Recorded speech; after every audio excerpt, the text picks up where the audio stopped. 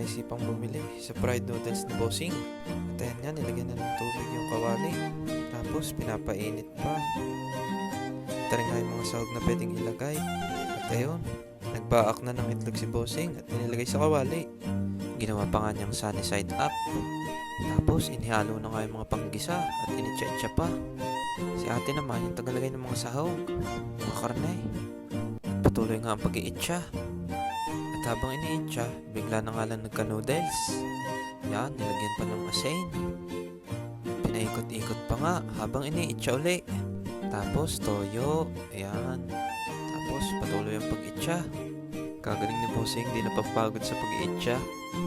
Diyan na nga, bumibilis na ang pacing ng pagpapaikot at pag-iitsa ni Bossing.